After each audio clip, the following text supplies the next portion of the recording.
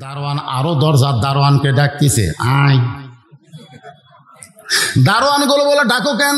বলে মৌলবাদী ঢুকছে। মৌলবাদী? জোরে কোন কি?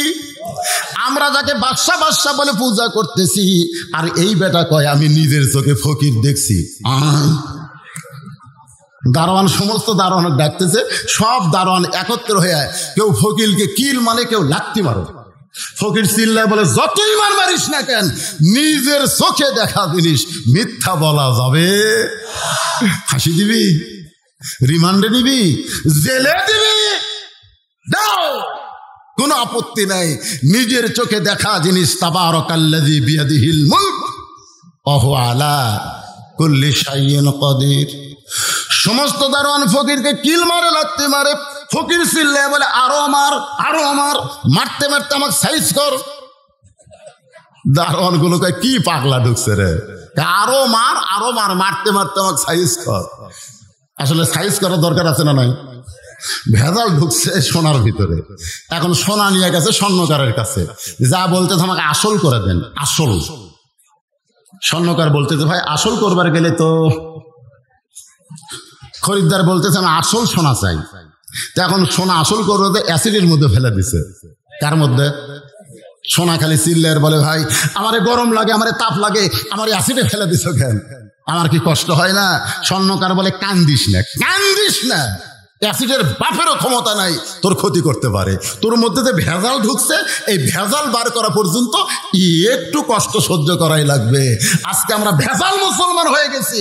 এই ভেজাল মুসলমান যদি কোরআনের কষ্টি পাথরে আসল হবার চাই, একটু আমাদের কষ্ট সহ্য করার দরকার আছে না নাই? দরকার আছে না নাই? যখন সোনার দলা হয়ে গেছে আসল, তখন স্বর্ণকার নিচে একটা লোহার পাত, উপরে একটা লোহার হাতুড়ি দিয়ে সোনা খালি সমানে মারতেছে। সোনা কান্দার বলে, রে স্বর্ণকার আমারে মারো কেন? স্বর্ণকার বলতেছে, এই কারণেই মারতেছি, সোনার দলা হয়ে থাকলে তোর দাম বাড়বে না, তোরে পিটায়া পিটায়া আমি বানাবো গহনা। আজকে কোরআনের কষ্টি পাথরে আমরা যদি আসল মুসলমান হই, এরপরও আল্লাহ পাক আমাদের জন্য বলেছেন, ওয়ালা নাবলুওয়ান্নাকুম বিশাইইম মিনাল খাউফি ওয়াল জুই ওয়া নাকসিম মিনাল আমওয়ালি ওয়াল আনফুসি ওয়াস-সামারাতি ওয়া বাশশিরিস সাবিরিন। আসরের নামাজ শেষ করছে বাদশাহ শাহজাহান। এই দারোয়ানেরা, কারে মারতেছ, কেন মারতেছ? বলে, জাহাপনা আমরা খালি মারতেছি, আপনি শুনলে তো ফাঁসি দিবেন, আপনি শুনলে তো মারিয়ে ফেলবেন। বলে, কি হয়েছে? বলে, আপনি নাকি বাদশাহ নাই ফকির হয়ে গেছেন। বাদশাহ শাহজাহান দৌড়ে এসে ফকিরের টুটি চাপে ধরছে, এভাবে টুটি। এই ফকির, তুই জানিস না আমি মোগল সম্রাট শাহজাহান? ফকির মুচকে মুচকে হাসি আর কয়, জানতাম। জানতাম? জানতাম কি? এটা অতীত কাল। জানতাম বলে, বর্তমানেও আমি বাদশাহ শাহজাহান। তাহলে এই ছোট্ট ঘরের জানলার কাছে গিয়ে আপনার মতোই একজন মানুষকে দেখলাম, দুই হাত তুলে কাঁদতেছে আর বলতেছে, ও বাদশার বাদশাহ, তোমার দরবারে আমি ফকির। আপনার মতোই একজন মানুষকে দেখলাম, এখন বলেন তো সেই মানুষটাকে? বাদশাহ শাহজাহানের দুইটা হাত থর থর করে কাঁপতেছে। দারোয়ানগুলো বলে, জাহাপনা ফকির কি কইল? ওইটা শোনার পরে আপনার হাতে কেন কম্পন ধরলো? বাদশাহ শাহজাহান বলতেছে, দারোয়ানেরা রে, ফকির যা বলেছে ঠিক বলেছে। আসরের নামাজ পড়ার পরে আল্লাহর কাছে দুইটা হাত তুলে আমি নিজকে ফকির বানায়া আমার আল্লাহকে আল্লাহ বিশ্বাস করে, বাদশাহ বিশ্বাস করে আমি চোখের পানি বের করে কেঁদেছি। আল্লাহর ঘরে যতক্ষণ ফকির সাজি, ততক্ষণ আল্লাহর ঘর থেকে বার হলেই আমি বাদশাহ হইয়া যাই। এরকম মুনাফিক চরিত্র আমার আল্লাহ পছন্দ করে না। জোরে কোন ঠিক কিনা? নামাজের মধ্যে যতক্ষণ, কোরআনের মধ্যে যতক্ষণ, তওবা তাফসীরের মধ্যে ততক্ষণ তুমি ভালো মানুষ হয়ে থাকবা, আবার ক্ষমতার চেয়ারে বসার পরে তুমি সব ভুলে যাবা। এইটা কখনোই আল্লাহ মানতে পারে।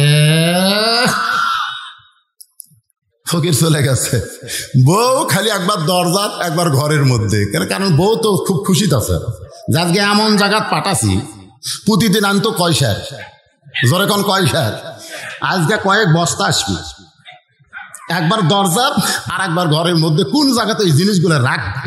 এ মানুষ তো ইতিমধ্যে তাকায় দেখে স্বামীর কান্দে কোনো বস্তাও নাই, হাতত কোনো ব্যাগও নাই, খালি খোঁড়াচ্ছে আর আসতেছে, খোঁড়াচ্ছে আর আসতেছে। বউ দৌড়ে গিয়ে বলতেছে, কে গো, আপনি কি বাসার সাজানের কাছে যান নাই? খালি হাতে এরকম কেন? আর আপনার দেহে উঠি চোট দেখা যায়, উঠে রক্ত দেখা যায়, ইটি ফুলে উঠছে, ব্যাপার কি? ফকির চিল্লায় বলে, রে ফকুন্নি, নকল বাদশার কাছে গিয়া আমি আসল বাদশার খবর পেয়েছি। আর আসল বাদশার খবর পাইতে গেলে এরকম একটু শাস্তি পেতেই হয়। সুবহানাল্লাহ। নকল বাদশার কাছে যায়, কোন বাদশার খবর আছে? আসল বাদশার নাম কি? আরো জোরে। ফকুন্নি বলতেছে, এই জন্যই তো পাগল হয়ে গেছেন, এত মার মারছে, এখন কি করবেন? ফকির বলতেছে, তরিকা পাইছি। তরিকা, তরিকা মানে রাস্তা। তরিকা মানে কি? ঘরের মধ্যে গিয়া ফকির দুই হাত তুলে কাঁদতেছে আর বলতেছে, ও বাদশাহ, শাহজাহানের বাদশাহ, বাদশাহ শাহজাহান যদি তোমার কাছে ফকির বানায়া তুমি মুঘল রাজ্য যদি তাক দিবার পারো, আমি তোমার কাছে ওই ফকির হয়ে কাঁদতেছি, আমাকে জানার ভিক্ষা করা না লাগে। ভিক্ষা তোমার দরবারে করতেছি, আমার খাবার ব্যবস্থা করো। ওমা মিন দাব্বাতিন ইল্লা আলাল্লাহি রিজকুহা। আপনারা বলেন তো, রিজেকের ব্যবস্থা কার হাতে? আল্লাহ কোরআনে বলেছেন, ফালিয়াবুদু রাব্ব হাযাল বাইত আল্লাযী আত'আমাহুম মিন জু'ইন ওয়া আমানাহুম মিন খাউফ। ফকির যখন আল্লাহর কাছে কাঁদতেছে, ও বাদশার বাদশাহ, তোমার কাছে আমি খাবার চাই, তোমার কাছে ভিক্ষা চাই, মানুষের দরজাত ভিক্ষা করা আমার জায়েজ নাই। বউ সাইড থেকে বলতেছে, পিটন খায়া পাগল হচ্ছে, কান্দে মরে গেল, তোমার বাড়িতে খাবার আসবে না, ভিক্ষা করবার যাও। আজকে আমাদের অনেকের এরকম বিশ্বাস, আল্লাহ দিবার পারে, এরকম পারে না। না না, আল্লাহও লাগে, হিল্লাও লাগে। অনেকে বলে আল্লাহ খালি আল্লাহ দেওয়া হয়, হিল্লাও লাগে, হিল্লা। আপনারা বলেন তো, লা ইলাহা ইল্লাল্লাহর মধ্যে কোনো হিল্লা আছে? কোনো হিল্লা নাই। একটু মনোযোগ দিয়ে শুনবেন। ফকির কাঁদতেছে কার কাছে? রাখাল বলতেছে, তোমার আসল পরিচয় দাও। ওমর ফারুক বললেন, আমার আসল পরিচয় হলো আমি একজন মুসলমান। রাখাল বলতেছে, মুসলমান যদি তোমার পরিচয় হয় তাহলে তুমি দুধ চাইলা কার কাছে? কারণ আসল মুসলমান যারা হবে তারা চাওয়ার ব্যাপারে সতর্ক থাকবে। আসল মুসলমান আল্লাহ ছাড়া অন্য কারো কাছে চাবে। সঙ্গে সঙ্গে ওমর ফারুক কান্দার বলে, রাখাল ভাই, চাওয়ার ব্যাপারে আমার ভুল হয়ে গেছে। রাখাল বলতে যে, ভুলটা যখন স্বীকার করলাম তাহলে তওবা করার সুযোগ আছে। ওমর ফারুক বলে, আমি তওবা করতেছি। রাখাল বলে, তুমি মূর্খ মানুষ, তুমি তওবা কেমনে করবা? কারণ চাওয়ার ব্যাপারে যারা সতর্ক হয় না তারা হলো দুনিয়ার সবচাইতে বড় মূর্খ। দরকার হলে ফাঁসির মঞ্চে যাবে। আসল মুসলমান কোনোদিন রাষ্ট্রপতির কাছে বাঁচার দরখাস্ত লিখবে না। আসল মুসলমান জানে যে যার কাছে আমি বাঁচার দরখাস্ত লিখবো ও নিজেই তো বাঁচবে না। আমাদের বাংলাদেশে তিনটা রহমান ক্ষমতার চেয়ারে থাকা মরছে। একটা হলো বঙ্গবন্ধু শেখ মুজিবুর রহমান, একটা হলো জিয়াউর রহমান, আর একটা হলো জিল্লুর রহমান। এই তিনটা কিন্তু প্রেসিডেন্ট থাকা অবস্থায় মারা গেছে। ধরে কোন কথা ঠিক কিনা? তাহলে কি বুঝতেছেন?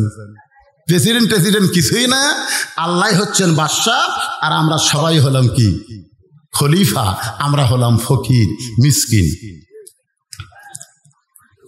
রাখাল বলতেছে, আমি তওবা পড়াই, তুমি আমার সঙ্গে তওবা পড়ো। এবার রাখাল হযরত ওমরকে তওবা পড়াচ্ছে। আস্তাগফিরুল্লাহ রাব্বি মিন কুল্লি জামবি ওয়া তুবু ইলাইহি। ওমর ফারুক তওবা করার পরে বলতেছে, ও রাখাল ভাই, আল্লাহর হস্তে ওটের এক পেলা দুধ দাও, যেই দুধটা পান করে ক্ষুধা তৃষ্ণা নিবারণ করতে চাই। রাখাল মুচকি মুচকি হাসে। ওমর ফারুক বলে, রাখাল হাসতে তো কেন? বলে, হাসার কারণ হলো তওবা করার পরে তুমি আবার মুনাফিকি খুললে। চেয়ারম্যান হওয়ার আগে তুমি কি বলেছিলে? আমি জনগণের বন্ধু, গরিবের বন্ধু, আমি তোমাদের সব সময় কাছে থাকতে চাই, এই বলে তুমি চোখের পানি নিয়ে তওবা করে ভোট নিলে। এখন চেয়ারম্যান হওয়ার পরে বলতেছো আমার টাইম নাই। যখন কথা ঠিক কি না? আপনার বলেন তো, এরকম মুনাফিক আছে না নাই? যখন আছে না নাই? রাখাল বলতেছে তওবা করার পরে তুমি আবার মুনাফিকি করলে। উমর ফারুকের চেহারা রক্তের মতো লাল হয়ে গেছে, কারণ কাফের সহ্য করা যাবে, মুনাফিক সহ্য করা যাবে না। কাফের থাকবে জাহান্নামের উপরে আর মুনাফিক থাকবে জাহান্নামের তলে। কাফের যেগুলো পেশাব পায়খানা করবে জাহান্নামের নিচে থেকে, মুনাফিক সেইগুলা খাদ্য খাবে। সাহাবেরা বললেন, এ রাসূলুল্লাহ, এই বদমাইশ মুনাফিক কোন দলের মধ্যে আবাদ হবে? আল্লাহ নবী বলেন, ইহুদি, খ্রিস্টান, বৌদ্ধ, হিন্দুর মধ্যে কোনো মুনাফিকের আবাদ নাই। মুনাফিকের আবাদ হবে মুসলমানের ভিতরে। এই মুহূর্তে গোটা পৃথিবীর মধ্যে সবচেয়ে মুনাফিকের ফ্যাক্টরির দেশের নাম হলো বাংলাদেশ। গোটা পৃথিবীতে এত মুনাফিক কোনো দেশে নেই। আপনারা বলবেন, হুজুর এত বড় কথা কোন? দেখেন কিছুক্ষণ আওয়াজ শোনেন, আপনি নিজে নিজেই ধরা খাবেন। রে আমি কি রে, ওমর ফারুক বলে, রাখাল আমার মধ্যে মুনাফিকের কি দেখলে? রাখাল বলতেছে, লিমা তাকুলু মা লা তাফআলুন, তোমার মুখের সাথে অন্তরের মিল নাই। তুমি সত্যি করে বলো তো, আমি কি উটের মালিক? আমি যদি উটের মালিক হইতাম তুমি আমাকে রাখাল বলতে না। যখন তুমি আমাকে রাখাল বলেছো তখন তোমার মন বলতেছে আমি উটের মালিক না। আর মালিক বাদ্দা রাখালের কাছে আল্লাহর হস্তে চাইলেও রাখাল দিবার পারবে। আমার ওয়াজে আপনারা শুনছেন, এটা আমার জীবনেই ঘটছে। কেবল টেস্ট থেকে নামছি, ইতিমধ্যে এক লোক দৌড়ে এসে বলছে যে হুজুর, হাতের মধ্যে একটা কসকসা টাকা দিয়ে দোয়া করেন। এগুলো কি দোয়া ভাই? বলে আমার বইয়ের পেটে বাচ্চা হয়েছে, আল্লাহ যেন একটা পুত্র দেয়। যেই কইছে আমি পকেট থেকে 200 বের করে দিলাম। কয় হুজুর আমি তো টাকা চাইবি। আমি বললাম পাগলা, তুইও জাহামতে। আমি পরপর 3টা মেয়ের বাপ, আমি নিজে। আমার দোয়া দিয়ে যদি পেটের বাচ্চা পুত্র হয় তাহলে আল্লাহ আমাকে একটা অন্তত পুত্র দিত। কারণ যতবার আমার বইয়ের পেটে বাচ্চা হয়েছে প্রত্যেকবার আমি দোয়া করছি আল্লাহ একটা পুত্র দাও। তা আমার দোয়া দিয়ে আমার বইয়েরটাই হয়নি, তোর বইয়েরটা হবে? তখন বলে হুজুর তাহলে আপনি টাকা আপনি নেন, আমারটা আমাকে দেন। যেই দিছি ওই টাকা নিয়ে দৌড় দিচ্ছি। আমি পিছন দিক দিয়ে খপ করে ধরে বললাম কোথায় যাবি? বলে যেই হুজুরের বেটা চলে আসে আমি তার কাছে দোয়া চাবো। আমি বললাম কোনো হুজুরের কাছে না, কোনো পীরের কাছে না, কোনো বাবার কাছে না, কোনো মাজারে নয়। মুসলমান যদি পাইতে চায় কেবলমাত্র আল্লাহর কাছে চাইতে হবে। রাখাল বলে, পথিক সত্যি যদি আল্লাহর হস্তে উটের 1 পেলা দুধ চাও তাহলে এখান থেকে মালিকের বাড়ি হলো 10 মাইল দূরে। ওই মালিকের দরজা দিয়ে বলো, মালিক তোমার রাখাল উট আর দুম্বা চড়াই। তুমি মালিক যদি হুকুম দাও তাহলে রাখাল আল্লাহর হস্তে উটের 1 পেলা দুধ দিবে। উমর ফারুক বলে, রাখাল ভাই অত তোর মালিকের বাড়ি যাওয়ার দরকার নাই, বরং তোমাকে 2টা টাকা দিলাম, এই 2টা টাকার বিনিময়ে তুমি উটের 1 পেলা দুধ দাও। রাখাল মুসকি মুসকি হাসে। উমর ফারুক বলে, রাখাল হাসো কেন? বলে হাসার কারণ হলো তুমি হযরত উমরকে চেনো। সুবহানাল্লাহ। রাখাল হযরত উমরকে বলতেছে, তুমি কি হযরত উমরকে চেনো? যদি হযরত উমরকে চিনতে তাহলে এই কথা বলার সাহস তুমি পাইতা না। রে পথিক, তুমি কি জানো হযরত উমর আল্লাহর কোরআন দিয়ে রাষ্ট্র চালায়। আল্লাহ হচ্ছেন বাদশাহ আর উমর হলো খলিফা। যারা খলিফা হবে নিজের আইন দিয়ে চলবে না, কার আইনে চলবে? বাদশার আইনে চলবে। আল্লাহর কোরআন দিয়ে যেদিন থেকে রাষ্ট্র চলে সেদিন থেকে উমরের গুপ্ত বাহিনী যদি দেখতে পাই তুমি আমার 2 টাকা ঘুষ দিছো আর আমি মালিক বাদ দিয়ে তোমাকে উটের 1 পেলা দুধ দিলাম, তাহলে তোমাকেও ধরবে আমাকেও ধরবে। এই বয়সে তুমি ধরা পড়বার চাও? উমর ফারুক বলে, রাখাল ভাই তাহলে চলো আমরা পাহাড়ের গুহার মধ্যে যাই। এই গুহার মধ্যে গিয়ে তোমার গোপনে 2 টাকা দিব, তুমি গোপনে উটের 1 পেলা দুধ দিবে, তাহলে তোমাকেও ধরতে পারবে না, তোমার মালিকও জানতে পারবে না। সঙ্গে সঙ্গে রাখাল চিল্লায় বলে, ভণ্ড তুমি, ভণ্ড তুমি, ভণ্ড। ওমর ফারুক বলে, রাখাল আমার মধ্যে ভণ্ডামির কি দেখলে? রাখাল বলে, পথিক ওই গুহার মধ্যে দেওয়া নেওয়া করলে উমরের গুপ্ত বাহিনী দেখতে পাবে না, আমার মালিক জানতে পারবে না, কিন্তু রাখালের আল্লাহ দেখতে পায়। লিল্লাহে তাকবীর। আজকে প্রত্যেকটা জিনিসের দাম ব্যবসায়ীরা বাড়া দিচ্ছে, জোরে কোন কথা ঠিক কিনা? যেই শোনে ম্যাস্টেট আসতেছে, ম্যাস্টেট উরি বাবা। কতকগুলো আবার কয় সিসি ক্যামেরা আছে, সিসি এক শালাকের ইমান নাই। সিসি ক্যামেরা পুলিশের চিন্তা মুসলমান কোনোদিন করতে পারে না। মুসলমানের চিন্তা হলো তোমার দুই কান্দে দুই মোহরি লেখিতেছেন ডায়েরি, দুই কান্দে দুই মোহর। কে গান গালি গুনাহ হবে? তোমার দুই কান্দে দুই মোহরি লেখিতেছেন ডায়েরি, দলিল দেখে রায় দিবে, দলিল দেখে রায় দিবে, টাকা পয়সার নাই কারবার। আসেন আমার মুক্তার, আসেন আমার বারিস্টার, শেষ বিচারের হাইকোর্টেতে তিনি আমায় করবেন পার। আমি পাপী, তিনি জামিনদার। মনের ঘরে তালা দিয়া চাবি নিয়ে আসেন সাই, আমি অধম সাধ্য কি তার, আমি অধম সাধ্য কি তার। হুকুম ছাড়া বাইরে যাই, হুকুম ছাড়া বাইরে যাই। সেই দিন সে স্টেশনে থাকবে নানান প্যাসেঞ্জার, দ্রুত জানে পার হবে সে টিকিট কাটায় আসে যার। পারাপারে থাকলে তারা সঙ্গে নিও গাড়ি ভাড়া, পারাপারে থাকলে তারা সঙ্গে নিও গাড়ি ভাড়া। জবাবদিহি করতে হবে, জবাবদিহি করতে হবে, ধরলে টিকিট কালেক্টর।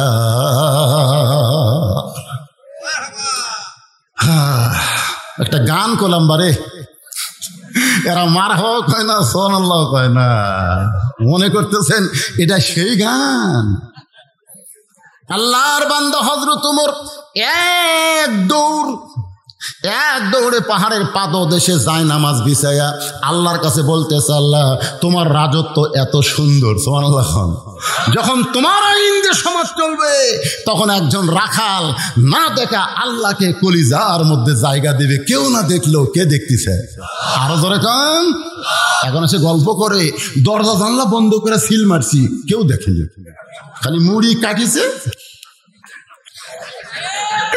কয়টা মারছু?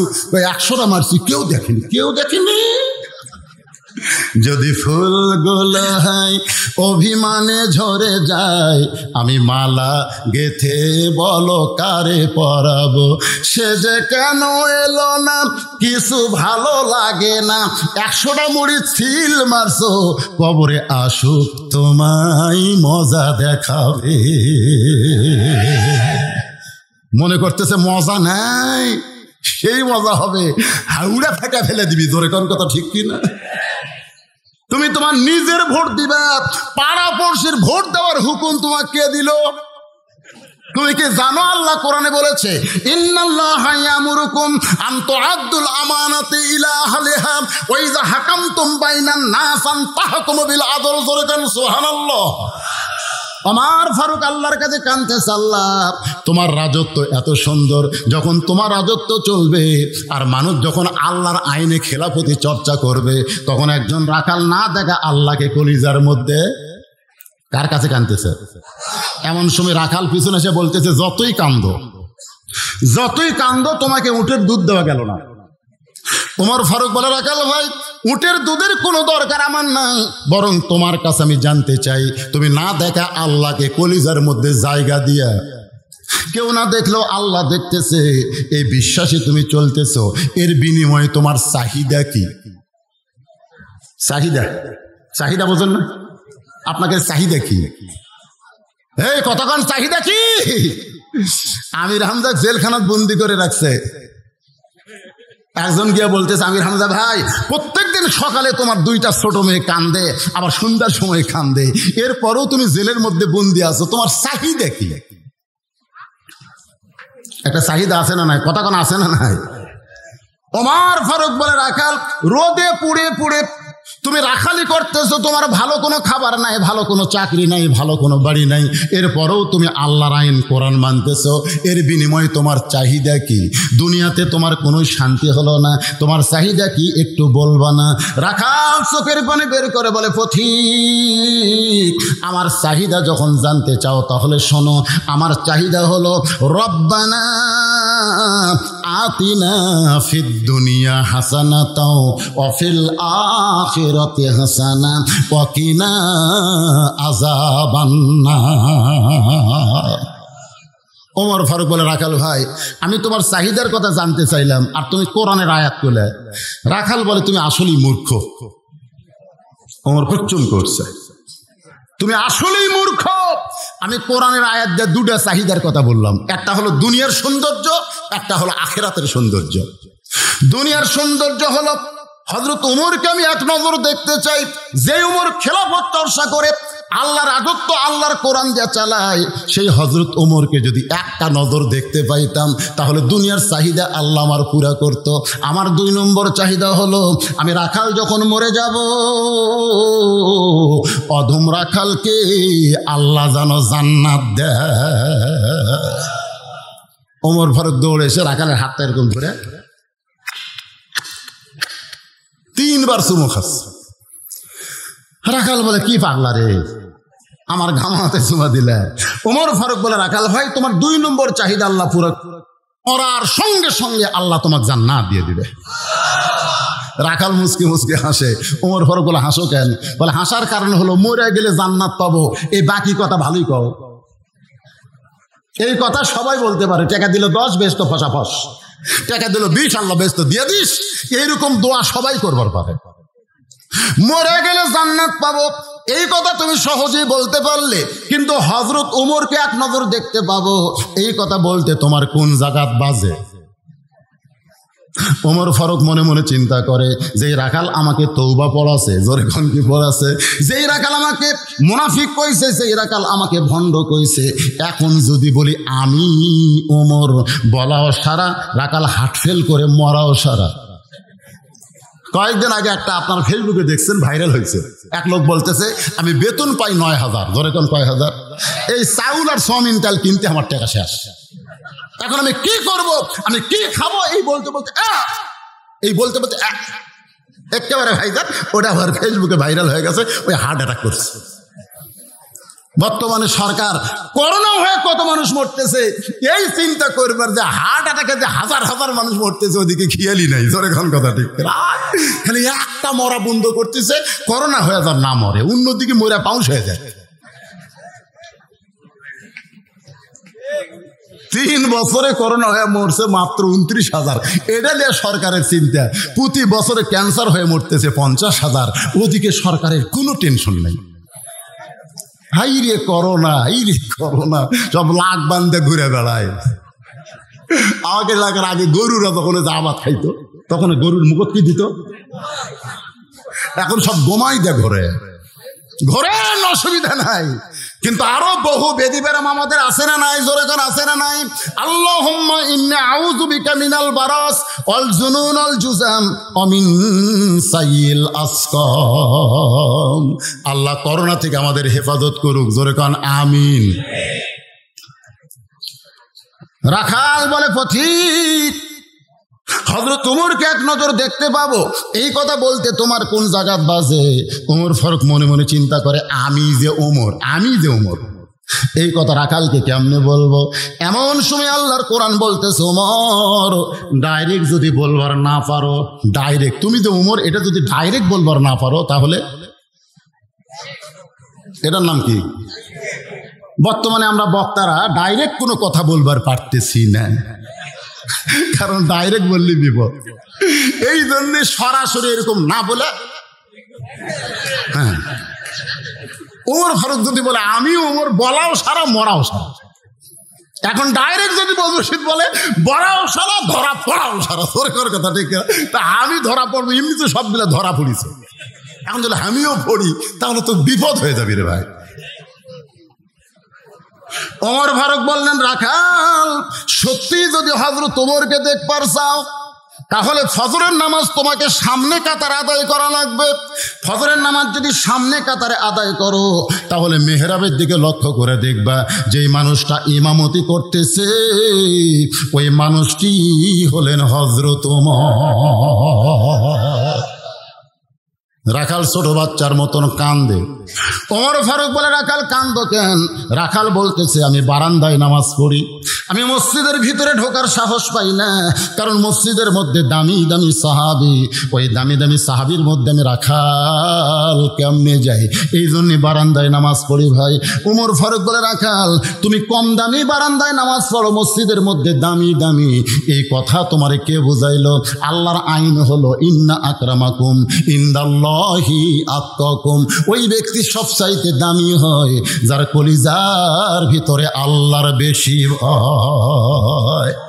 আপনারা মনে করছেন বজলুল রশিদ চেয়ারে বসে ওয়াজ করতেছে, বজলুল রশিদ টেজের উপরে বসে আছে, বজলুল রশিদ দামি? আসলে আমি দামি না, আপনাদের মাঝখানে এমন একজন মহামানব বসে আছে যার তাকওয়ার কারণে আল্লাহ গোটা মাহফিলকে কবুল করে নিবে। কোনো সময় মিছে মনে করবেন না যে উপরে বসে থাকলেই তার দাম বেশি, এটা মনে করবেন না। কারণ মুদির দোকানে যখন পাথর সাজায়, আপনারা খেয়াল করে দেখবেন নিচে যে পাথর থাকে 1000 গ্রাম, তার উপর 500, তার উপর 200, তার উপর 100, তার উপর 20। আপনারা নিচে তারা বসে আছেন, আপনারা 1000 গ্রাম রে, সভাপতি ছাড়া, ইল্লা সভাপতি ছাড়া আমি হলাম 20 গ্রাম। আপনি জানেন অনেক বক্তার জিবা টানা বের করে ওই জিবার মধ্যে জাহান্নামের কলা বসানো হবে, জাহান্নামের কলা। মাথার টুপি থাকবে, হাউড়া দাড়ি থাকবে, ফেরেশতারা টানে টেনে জাহান্নামে নিয়ে যাবে। তখন আপনারা বলবেন, আল্লাহ এই হুজুরের ওয়াজ শুনে আমল করে আমরা জান্নাতি হলাম, হুজুর কোথায় নিয়ে যান? আল্লাহ তখন বলবে, লিমা তাকুলু মা লা তাফালুন, এই বক্তা ওয়াজ করছে কিন্তু আমল করেনি, এই জন্য বক্তাকে জাহান্নামে নিয়ে যাচ্ছি। তখন আপনারা বলবেন, আল্লাহ এই হুজুর ওয়াজ শুনে আমরা জান্নাতে যাচ্ছি আমল করে, হুজুরকে জান্নাত দেন। আল্লাহ তখন বলবে, অলা তাস্তাহি আনফুসুকুম, হুজুরের কারণে নয়, শ্রোতার কারণে আমি হুজুরকে জান্নাত দিয়ে দিলাম। কে দামি কে কম দামি, এইটা বারান্দা ভিতর না রাখাল রে, ভিতরে যারা নামাজ পড়ে তারা দামি, তুমি কম দামি, এ কথা তোমারে কে বুঝাইছে? যদি হযরত ওমরকে দেখবার চাও তাহলে ফজরের নামাজ তোমাকে সামনে কাতারে আদায় করা লাগবে। রাখাল বলতেছে, তাহলে আজকে এশার নামাজের পর আমি বাড়িতে যাব।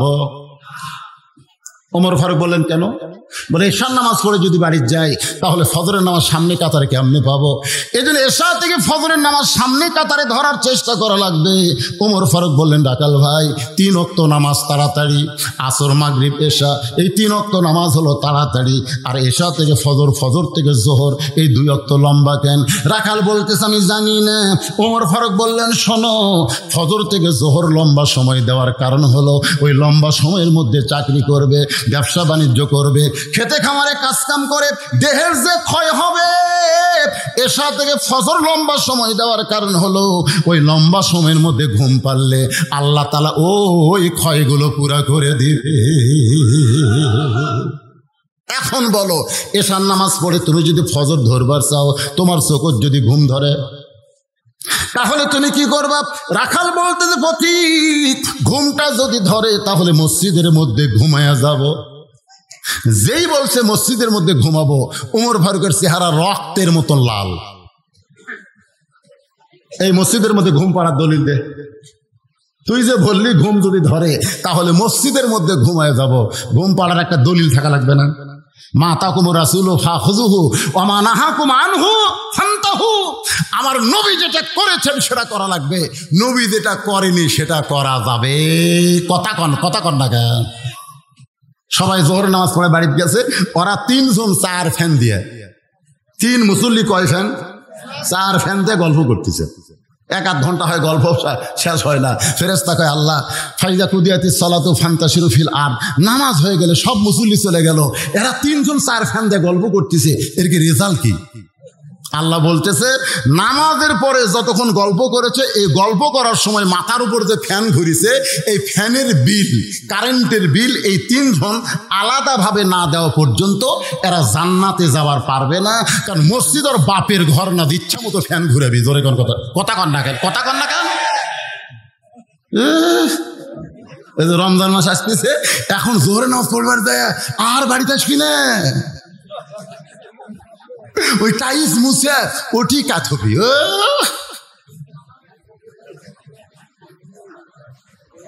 কি মনে করতেছেন? আল্লাহর বান্দা হযরত ওমর বললেন, রাখাল আজানের গুরুত্ব দিও। এতদিন রাখাল নামাজ পড়তো বারান্দায়, কিন্তু আজকে নামাজ পড়বে সামনে কাতারে। ধরে কোন কাতারে? তাহলে আজানের গুরুত্ব কম না বেশি?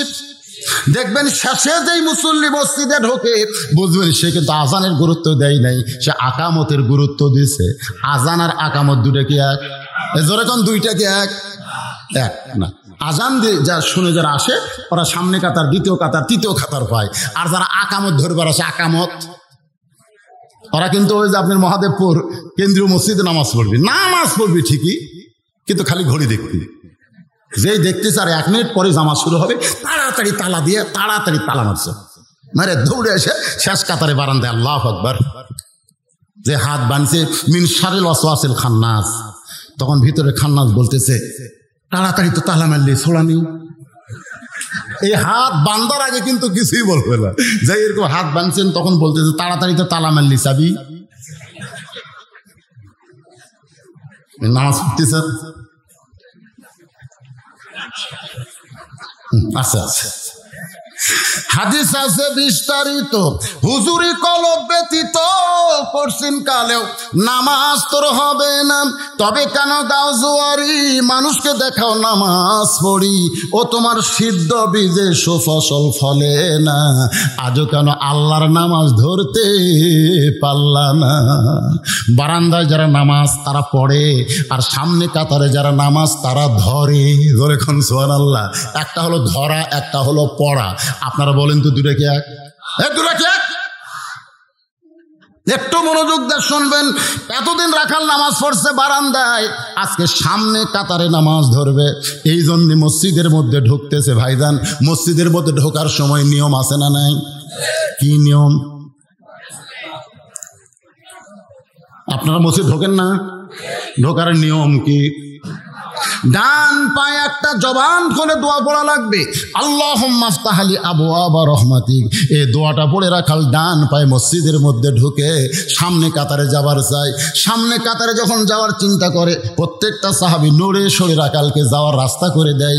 রাখাল মনে মনে কয়, আল্লাহ এতদিন বারান্দায় নামাজ পড়েছি আর মনে মনে চিন্তা করেছি মসজিদের মধ্যে দামি দামি সাহাবী, কিন্তু আজকে ভিতরে ঢুকে দেখতেছি আমিও যা এরাও তাই। এতদিন বারান্দার থেকে মনে করছে দামি দামি, আজকে ভিতরে ঢুকে দেখতেছে আমিও যা এরাও তাই। সামনে কাতারে এসপি খাড়া হচ্ছে, একটা মুসল্লি ছাড়া কাতার পুরা হচ্ছে না। এসপি খালি পিছন দিকে তাকায়, দরজার চৌকিদার খাড়া হয়ে আসছে। এসপি ডাকতে চাই, চৌকিদার কয় না স্যার আপনি এসপি আমি চৌকিদার। এসপি কয় এই পাগল, এই ওটা বাইরের কথা, তুই চৌকিদার আমি এসপি, ওটা হলো বাহিরের কথা, ভিতরের কথা হলো তুইও যা আমিও তাই, আয়। চৌকিদার কয় না স্যার, এসপি নিজে কাতার ছেড়ে চৌকিদারের হাত ধরে বলতেছে তো ডাকিতে আসিস না কেন? আয়। এসপির কাছে খাড়া করছে, চৌকিদার 4 আঙ্গুল পিছনে দাঁড়াইছে। এসপি পিঠে হাত দিয়ে বলতেছে তুই কাতার চিনিস না, তুই পিছনে থাকিস কেন? আমি যে চৌকি, আবার চৌকিদার বলিস খবরদার তুইও যা আমিও তাই। বলে স্যার আমার যে পাও ফাটা আপনার তেল তেলা, আজকে তেল তেলা ফাটা একত্র হয়ে যাবে। আমার গোড়ালির সঙ্গে গোড়ালি লাগা। চৌকিদারের পায়ের গোড়ালি বিলেটের মতন ধার, বুঝেন না? যার পাও ফাটে তাই বুঝেন।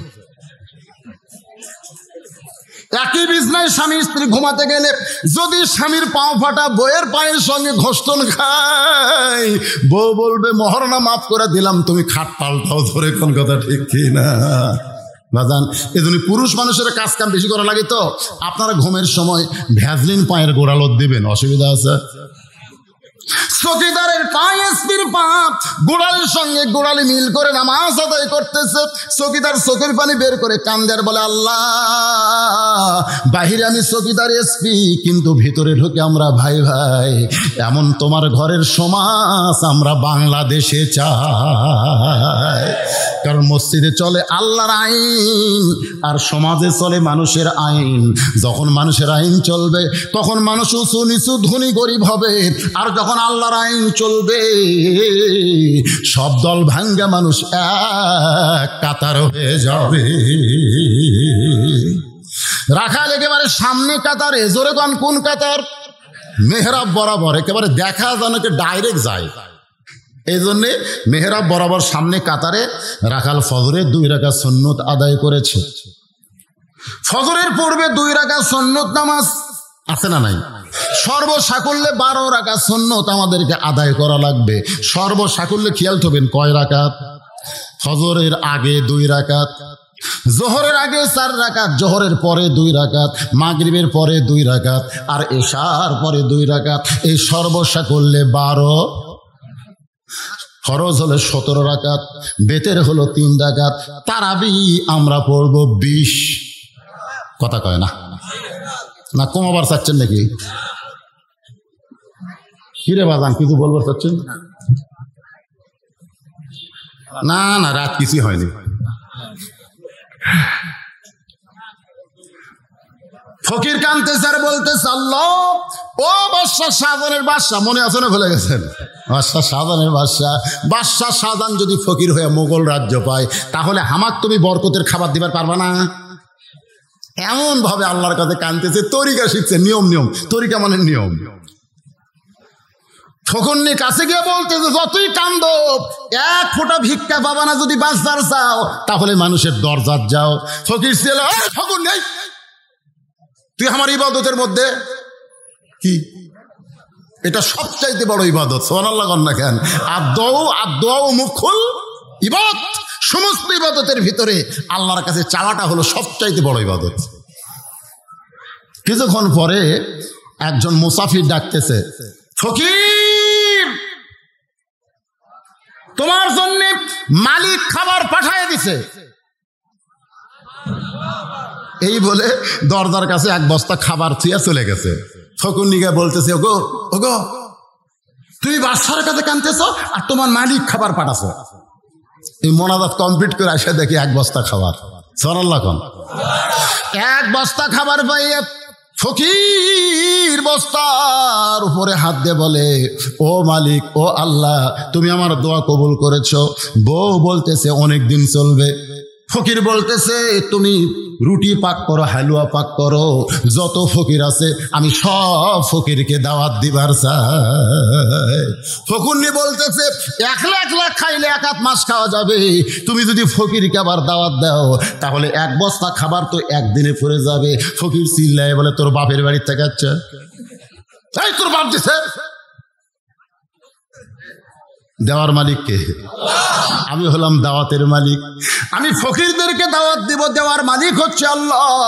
ফকির সমস্ত ফকিরদেরকে দাওয়াত দেয়। ফকিররা নাকের নিচে হাসি দিয়ে বলে, বাদশা শাহজাহানি ঠিক মতো খাবার পারে না, আর তুই ফকির হয়ে আমাদেরকে দাওয়াত দিস, তুই কেমনে খাওয়াবি? ফকির বলতে যে, ভাইজান আমি খাওয়ানোর মালিক না, খাওয়ানোর মালিক হচ্ছে আসল বাদশা, আমি হলাম দাওয়াতকারী। জোরে কান সুবহানাল্লাহ।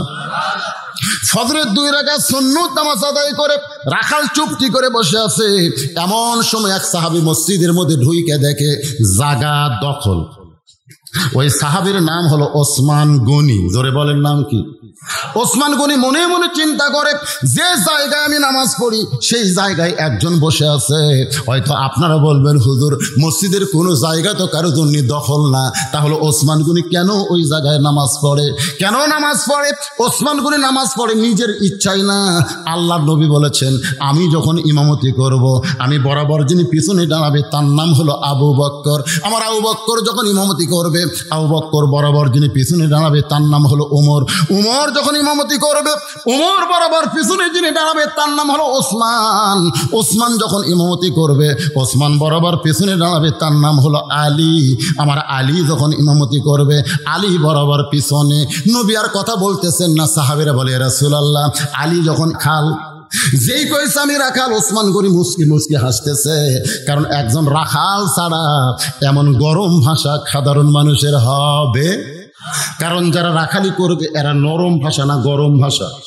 আপনি গরু ছাগল চড়াবার গেছেন, আপনার গরু অন্যের আবাদের দিকে যাচ্ছে, আপনি যদি বলেন, বাবা গরু ওদিকে যাস না বাবা, আপনি বাবা শোনা কয়ে গরু কথা শোনাতে পারবেন। আর যদি এই গরু লাঠি দেখিস রে, দেখবেন গরু কিন্তু মানুষের চাইতে বেশি শোনে। ওই ঘাড় কাত করে দেখে লাঠি থেকে আবার চলে আসবে। আল্লাহ নবী বলেছেন, প্রত্যেকটা অভিভাবককে আমি রাখালের দায়িত্ব দিয়ে আল্লাহ রাখালের দায়িত্ব দিয়ে দুনিয়াতে প্রেরণ করেছে। প্রত্যেকটা অভিভাবককে আল্লাহ রাখালের দায়িত্ব দিয়েছে। জোরে কোন কিসের দায়িত্ব? এখন হয়তো আপনারা ভাবতেছেন, হুজুর আমার তো গরু ছাগল নাই, আমি কার রাখালি করব? আপনি চোখ বন্ধ করে দেখেন, আছে। হ্যাঁ আছে। আপনার 45 বছরের একটা গাভী আছে, আপনার 22 বছরের একটা আইডিয়া আছে, আপনার 17 বছরের একটা বকনা আছে। আপনি চোখ বন্ধ করে দেখেন, আছে। আমার বাড়িতে একটা আছে, সেই গাভীর বয়স আপাতত 45 বছর। জোরে কোন কয় বছর? তা আপনি এশার নামাজ পড়ে বাড়িতে ঢুকছেন, নিয়ত করতেছেন আমি আল্লাহর ঘরে নামাজ পড়লাম, আমার বিবিও তো নামাজ পড়ে কোরআন শরীফ পড়তেছে, এই নিয়তে ঘরের মধ্যে যাই দেখেন হরি হরি রাম রাম লোলো লোলো। রে আল্লাহর কোরআন বাদ দে হরি হরি রাম রাম লোলো কি? আপনি তাকায় দেখেন আপনার গাভী স্টার জলসা দেখতেছে। কি জলসা? তাহলে আপনার গাভী আবাদ বাদ দেয়া অন্যের আবাদ থাকছে। বাংলাদেশের এটিএন বাংলা, বাংলাদেশের চ্যানেল আই বাদ দেয়া স্টার জলসা জি বাংলা, ভারতের চ্যানেল দেখতেছে, নিজের আবাদ বাদ দেয়া, নিজের ঘাস বাদ দেয়া অন্যের আবাদ খাচ্ছে। লাঠি নাই, লাঠি নাই, এই গরু একদিনও আপনার গাভীকে আপনি সাইজ করলেন না। আপনার 22 বছরের আগে আপনি ফজরের নামাজ সামনে কাতার আদায় করেন, আর আজান হলে আগে 2.5 হাত হয়। আগে আসছিল 3.5 হাত। আগে কয় হাত? কিন্তু যেই আসসালাতু খায়রুম মিনান নাম কইছে আগে তখন একেবারে এক টানে ল্যাপ মাথার উপর দিচ্ছে। এখন পাও যে বাড়াবে, পাও তখন পাও টেনে বুকের কাছে নিয়ে আইছে। আপনি জানলা দিয়ে তাকায় দেখেন চাউলের বস্তা ঢাকা থুসা। কে রে? আমার ছেলে কোথায় গেল? ল্যাপ টানতে দেখেন ল্যাপের তলে ওর সাইজ, আর সাইড থেকে কুত্তার সাইজ, একই সাইজ। ফজর বাদ দিয়ে ল্যাপের মধ্যে ঘুম পাড়ে যারা, এরা হলো কুত্তার আমল করে। জোরে কোন কিসের আমল? আরো জোরে কোন সাইড থেকে কুত্তার মতন সাইজ তারা। বাজান গো, আপনার 17 বছরের একটা বকনা আছে, আপনি তাকায় দেখেন হাই হিল পরে বকনা, প্লাজো পরে টাকনু বার করে ওন্না ঘুরে দিছে। ওন্না আগে বকনার ওন্না ঠিকই ছিল, এইভাবে আগে এইভাবে দিছিল, কিন্তু এখন পরিবেশ খারাপ, ওন্না এখন এই দিকে গেছে। আমার বকনা কি করতেছে রে? বোঝেন না? বকনা বোঝেন না? বকনা বোঝেন না? তাহলে আপনার করণীয় কি? রাখাল হিসাবে আপনার দায়িত্ব আছে না নাই? নবী ঘরের মধ্যে ঢুইকে দেখে 9 বছরের মেয়ে ফাতেমা হাতের মধ্যে চুরি দিয়ে মুস্কি মুস্কি হাসতেছে। আল্লাহ রাসূল ঘরের মধ্যে না ঢুকে বারান্দায় ব্রেক করলেন। ফাতেমা চমকে গেল, যেই বাবা ঘরের মধ্যে ঢুকে আমাকে মা মা বলে আদর করে, সেই বাবা কেন ঘরের মধ্যে ঢুকলো না? ফাতেমা বারান্দায় গিয়ে দেখে নবীর চোখ দিয়ে দর দর করে পানি পড়তেছে। ফাতেমা কান্দারে বলে, বাবা কি দুঃখ আপনার মনে, এমন করে কেন কাঁদতেছেন? রাসূল বলে, ফাতেমা তোমার বাবা আল্লাহর নবী বলে তুমি জান্নাতে যাবে, এমন চিন্তা করো না মা। নবীর মেয়ে হলেই তুমি জান্নাতে যাবা, এমন চিন্তা করো না। জান্নাতে যদি যাবার চাও, জান্নাতের আমল করে জান্নাতে যেতে হবে। আল্লাহ রাসূল বললেন, ফাতেমা যে দুনিয়াতে সাজবে মা, আল্লাহ তার আখিরাতের সাজ কমায় দেবে। সঙ্গে সঙ্গে ফাতেমা হাতের 2টা চুড়ি খুলে মাটির ফাইলা দিলেন। মাটির যেই মাত্র ফাইলা দিছে, নবী দৌড়ে গিয়া ওই চুরি পকেটের মধ্যে ঢুকাইলেন। ফাতেমা বলে, বাবা শুধুমাত্র 2টা চুরি হাতে দেওয়ার কারণে আপনি ঘরের মধ্যে ঢোকেননি বাবা, আপনি বারান্দায় দাঁড়িয়ে কাঁদতেছেন, সেই চুরি ফেলে দিলাম, আপনি কুড়ে কেন জামার পকেটের মধ্যে রাখলেন? ফাতেমার কাছে এসে নবী ফাতেমার কপালে চুমো দিয়ে বললেন, ফাতেমা এই 2টা চুরি তুমি ফাইলা দিছো, কিন্তু আমি যত্ন করে রাখবো মা। শুধু চুরি যত্ন করব না, তোমার নাকে একদিন ফুল পরায় দিব, তোমার কানে দুল পরায় দিব, তোমার গলায় মালা পরায় দিব। ফাতেমা বলে, কবে কবে কবে? আল্লাহর নবী বললেন, যেদিন তোমার বিবাহ হবে। ও ফাতেমা, মেয়েরা কেবলমাত্র একজন ব্যক্তির জন্য সাজতে পারবে মা, সেই ব্যক্তি হলো তার স্বামী। স্বামী ছাড়া অন্য কোনো পুরুষের জন্য মেয়েরা সাজবে না। কিন্তু আপনার বকনাদের সারা দিন গোটা পাড়া ঘুরতেছে সাজিয়া গুজা। আর আমাকে যুবকেরা আমাকে দুপুরে খালি মিস কল মারতেছে, জোরে কোন কি কল,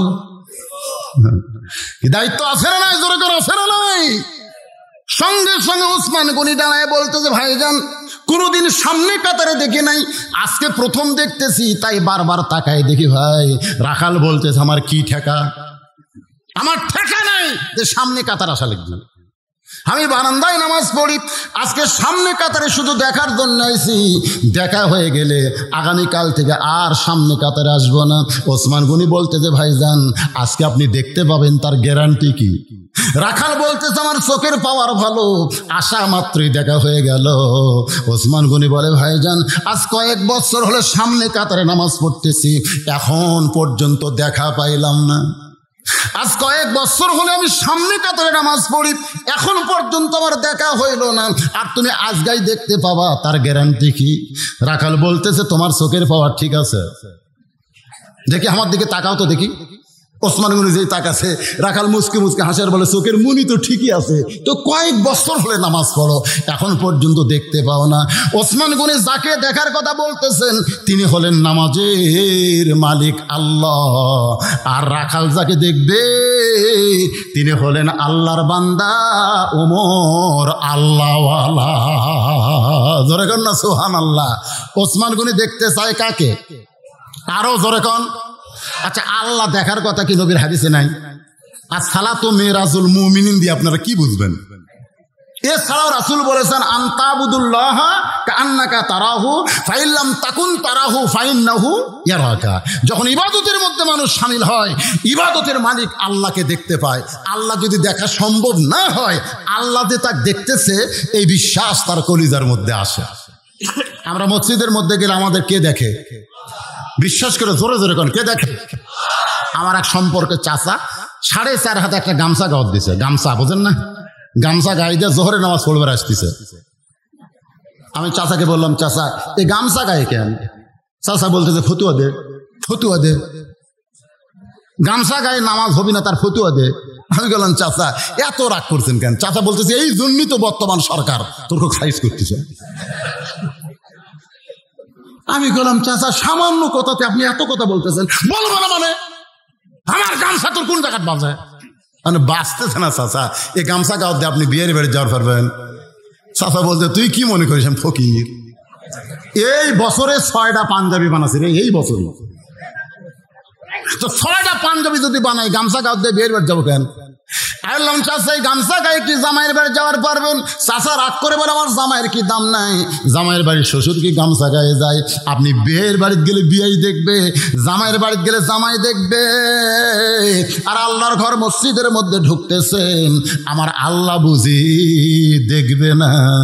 যদি আপনার নতুন পাঞ্জাবি না থাকতো তাহলে ভিন্ন কথা, কিন্তু এই বছরই 6টা বানাইছেন, তারপরে গামছা গাওয়ার দিয়ে আল্লাহর ঘরত আসতেছেন।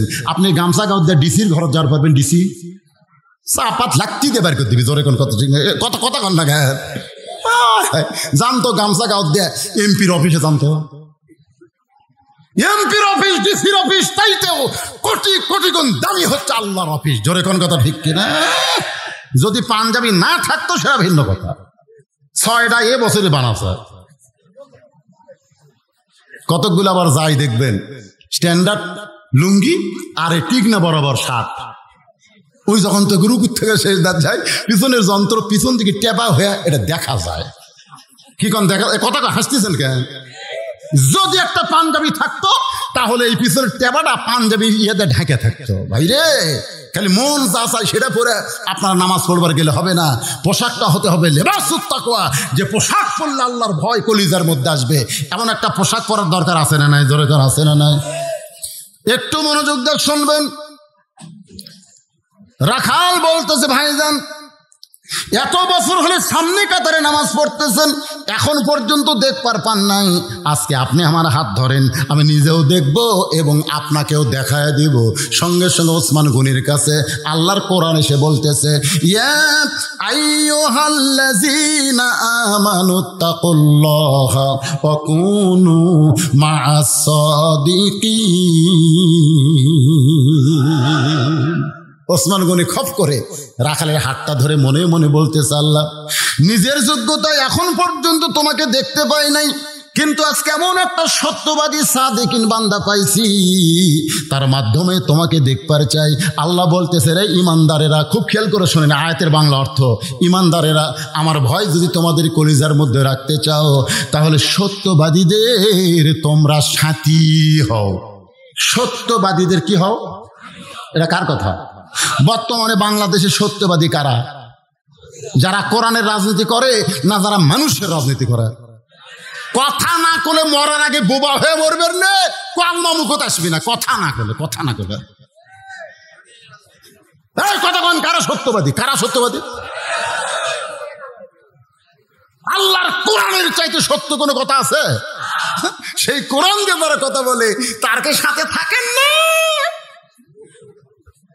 আল্লাহ বলতেছে অকুনু মা সাদিকিন, সত্যবাদীদের সাথে হওয়া লাগে। ভাই খালি মিথ্যা মিথ্যা কথা কর, ওরকে পাশে চামচাগিরি করতেছেন, করেন দেখা হবে না? এজরে এখন হবে কি হবে না? وقال الذين كفروا ربنا أرنا اللذين أضلانا من الجن والإنس نجعلهما تحت أقدامنا ليكون من الأسفلين।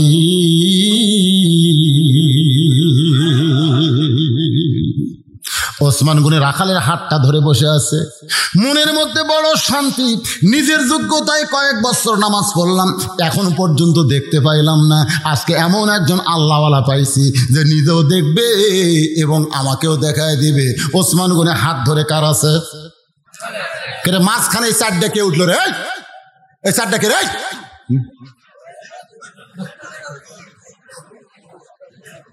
কি হলো? এর কি হয়েছে?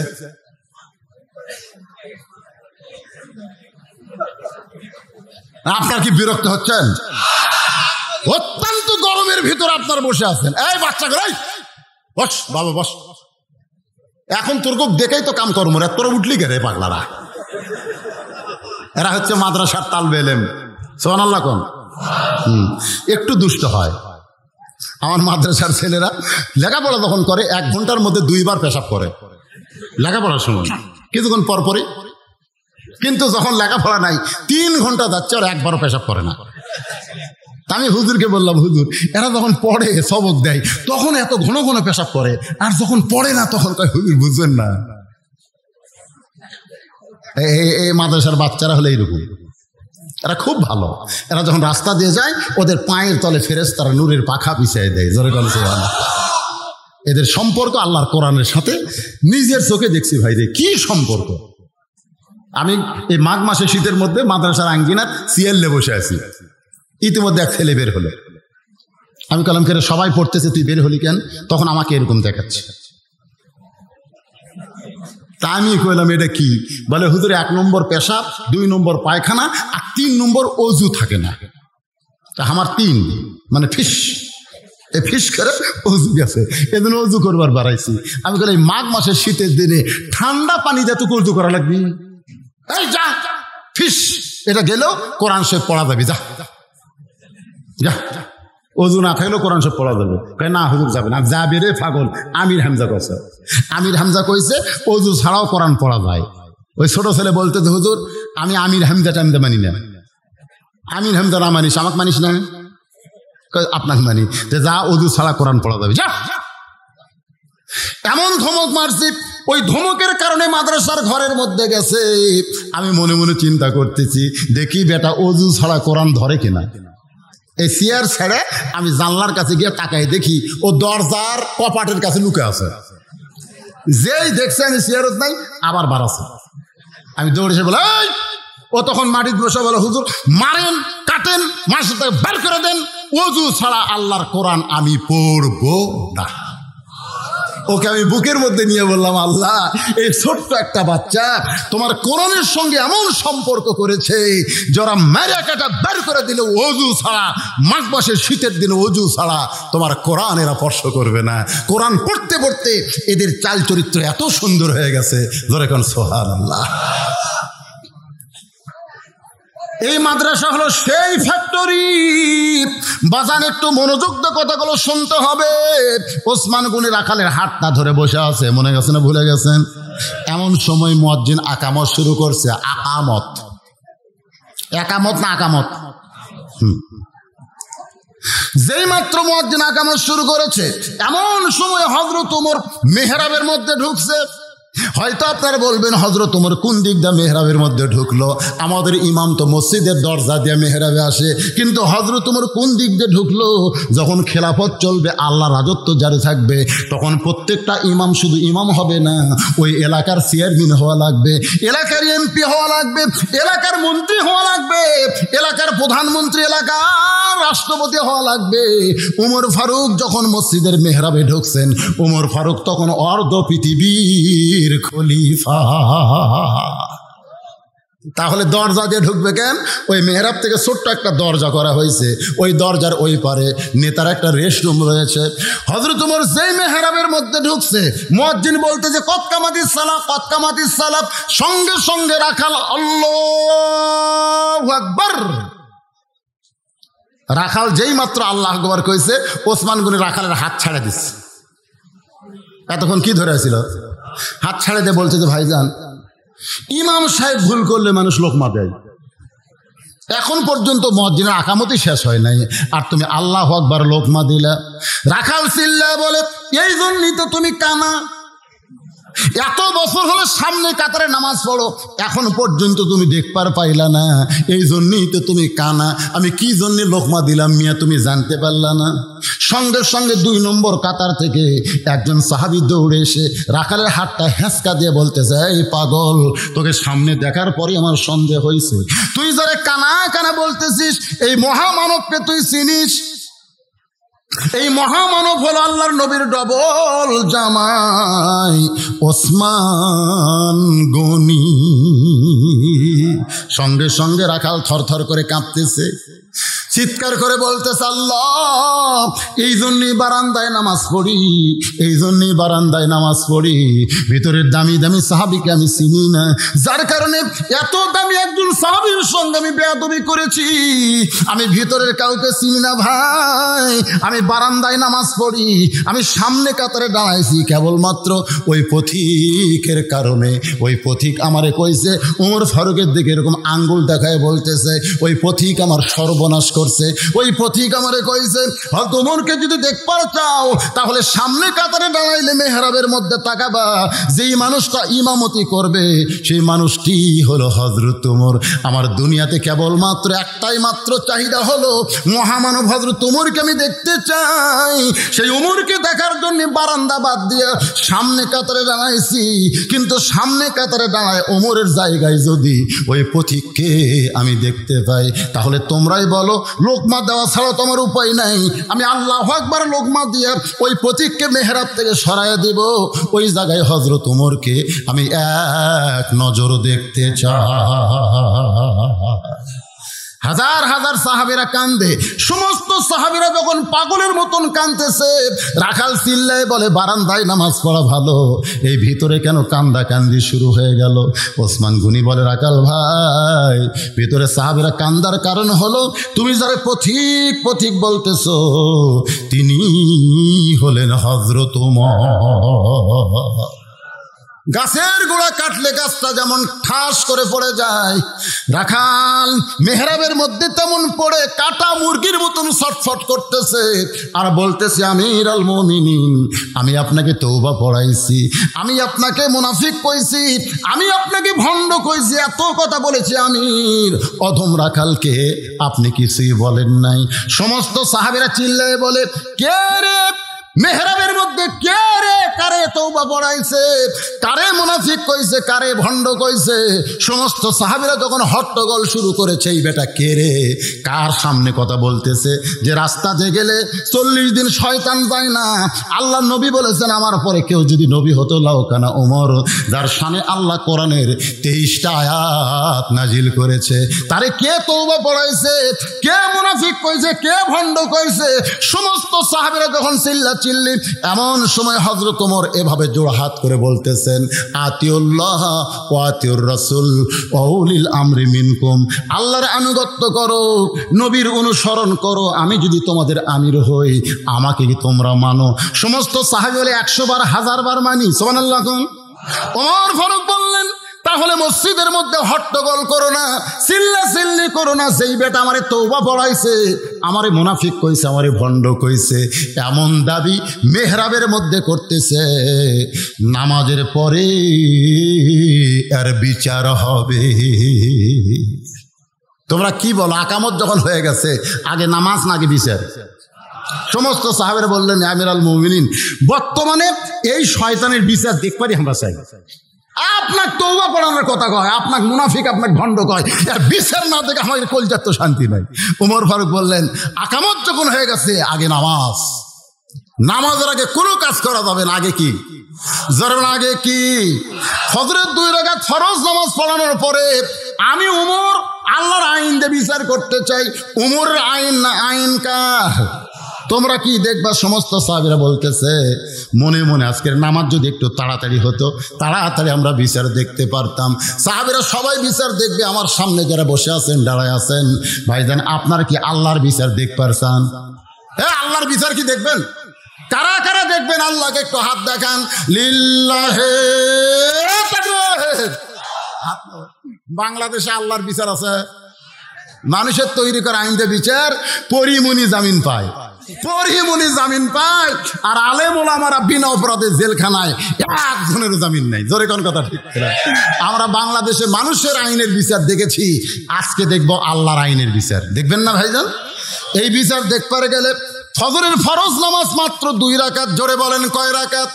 এই 2 রাকাত নামাজ পড়ানোর পরে ওমর ফারুক সাহাবীদের নিয়ে এই 2 রাকাত নামাজ আদায় করবে। আপনাদের কাছে আমি জানতে চাই, কয় মিনিট লাগবে? ও যে আঙ্গুল দেখায়, কি কয় মিনিট?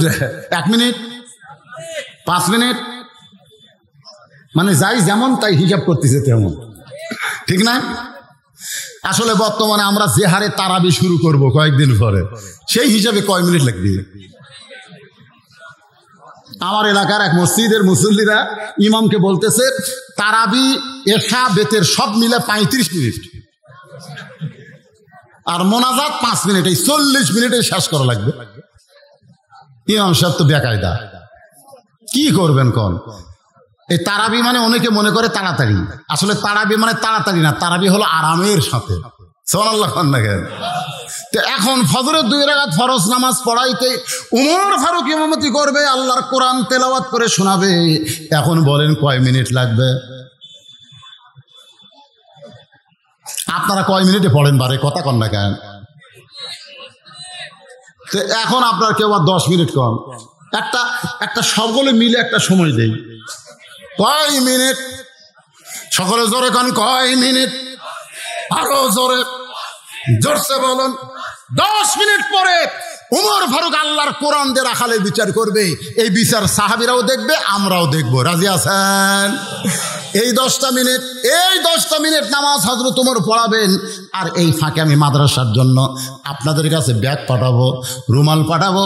যিনি যা পারবেন আল্লাহর কোরআনকে গুরুত্ব দিয়া, কোরআনকে সম্মান দিয়া দান করবেন। এই দানটা আপনার নামে আল্লাহ জান্নাতের ব্যাংকে অ্যাকাউন্ট খুলে দিবে। আপনি মরে যাবেন, ওই দান করা আপনাকে জান্নাতে পৌঁছায় দিবে। আপনাদের কাছে রুমাল ব্যাগ যাবে। কারা কারা টাকা দিবেন না? হাত তোলেন। একেবারে কারা কারা দিবেন না? হাত তোলেন। একজনও নাই। কারা কারা দিবেন আল্লাহকে একটু হাত দেখান। যারা দিবেন হাত তোলেন। লিল্লাহে তাকবীর। হাত নামান। মাশাআল্লাহ, জাযাকাল্লাহ। সবাই দিবে রে। খালি খাড়া হয়ে যারা আছে এরা মনে হয় হাত তোলেনি না? তুলিছে। মাশাআল্লাহ। এই ব্যাগ পাটি, রুমাল পাটি কোথায়? এই মাদ্রাসার তালবে ইলমেরা কোথায়? হ্যাঁ, ব্যাগ যাও, রুমাল নিয়ে যাও, ভিতরে ঢোকো, সবাই দান করবে। ভাইজান, এই স্টেজের উপরে কিছু আল্লাহর বান্দা আছে যারা দানবীর, মহিলাদের মধ্যেও যাবে। আমার মায়েরাও দান করবেন। মা আল্লাহর হস্তে ওটা বসা। শোনেন, একজন উঠবেন না। একজন উঠলে আমরা দোয়া করবো আল্লাহর যেন প্যারালাইসিস হয়। জোরে কোন, কি লাইসিস? হ্যাঁ প্যারালাইসিস, তখন উঠে পারেন, ঘুষটা হাঁটা লাগবে, তখন দেখবেন কি হয়। কলজা ভরে গেছে। এই যে ওয়াজ করতেছি আপনার এখন পড়ায় 11:45 বাজতেছে, আর 15 মিনিট পর 12টা বাজবে। আমি ঘড়ি ধরে প্রায় 2 ঘন্টার মতো কথা বলতেছি। একটা লোকের পেশাব নাই, পায়খানা নাই, মনে হয় মরি আছে না বাইসে আছে বোঝা যাচ্ছে না। আর এখন টাকা তুলতেছি, লাভ ধরতেছেন, তার মানে টাকা দিয়েন না, আপনি দিয়েন না। আপনার টাকা দেওয়া ছাড়া কি মাদ্রাসা চলবে না? এখানে বারবার বলেছে আপনারা দোয়া করবেন, দোয়া করবেন, এই মাদ্রাসার জন্য দোয়া করবেন। আমার কলজা ভরে গেছে, পেশাবখানার যায়, হাইরে হাইরে কি সাইজের পেশাবখানা বানাছে রে। আর মাদ্রাসা দোতলা করছে, আরো মাদ্রাসা করবে ইনশাল্লাহ। এই মাদ্রাসা টিকায় রাখার জন্য ইনারা তো দিবেনই। আমার এক ভাই বলছে ব্যবসা খারাপ যাচ্ছে, ব্যবসা সবসময় খারাপ যাবে না, ইনশাল্লাহ ভালো হবে ইনশাল্লাহ।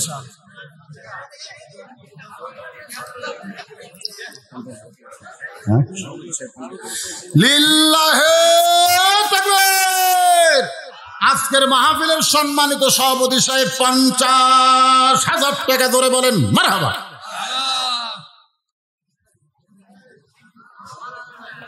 ফরজ নামাজের পরে কবর জিয়ারতের সময় এবং যে কোনো মাহফিলের পরে সম্মিলিতভাবে হাত তুলে মোনাজাত করা যাবে কিনা?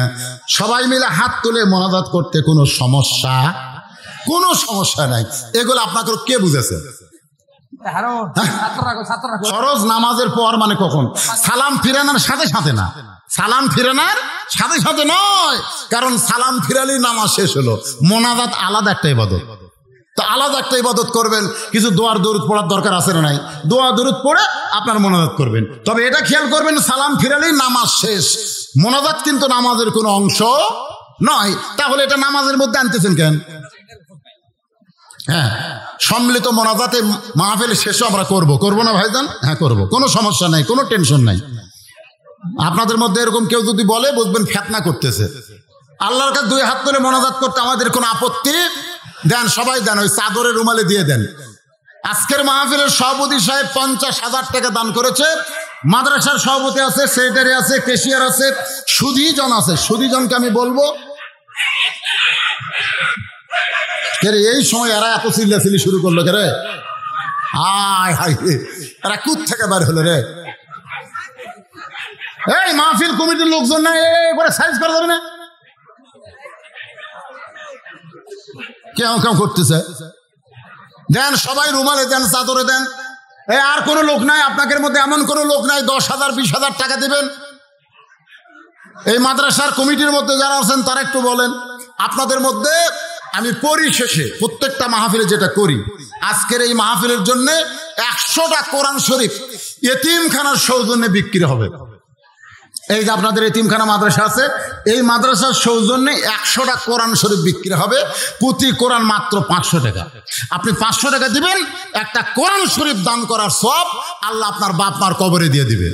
যদি বাপ আপনার হায়াত আল্লাহ বাড়ায় দিবে, যদি এরপরেও যদি আল্লাহ আপনার হায়াত আল্লাহ বাড়ায় দিবে। একটা কোরআন শরীফ মাত্র 500 টাকা আপনি দান করবেন এই মাদ্রাসায়, আপনার আল্লাহ হায়াত বাড়ায় দিবে।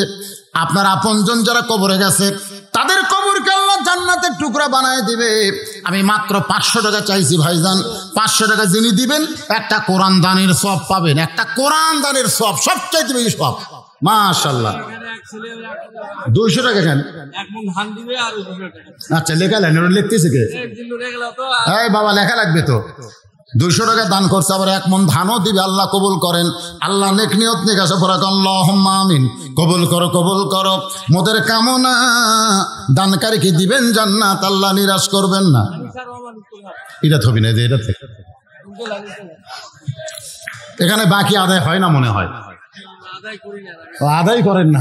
আচ্ছা ঠিক আছে, আদায়ের দরকার নাই। আপনারা গামছা গুমছা যা দিবেন আলহামদুলিল্লাহ এটাই হবে। আর সুধীজন যারা আছে বিজ্ঞাপনে যাদের নাম লেখা আছে এনাদের কাছ থেকে মোটামুটি আদায় করা হবে ইনশাআল্লাহ। একটু জিকির করেন লা ইলাহা ইল্লাল্লাহ। ওটা বসা করেন না, যারা আদায় করতেছে তারা ছাড়া বাদ বাকি সবাই বসেন আর জিকির করেন লা ইলাহা ইল্লাল্লাহ, লা ইলাহা। একজন নয়, এতগুলো মানুষের মধ্যে একটা কোরআন শরীফ মাত্র 500 টাকা। ওই যে এখন হাত তুলেছে বাবা, একটু লগত দেওয়া লাগবে বাজান। দেখছেন টাকা ধরে আছে রে।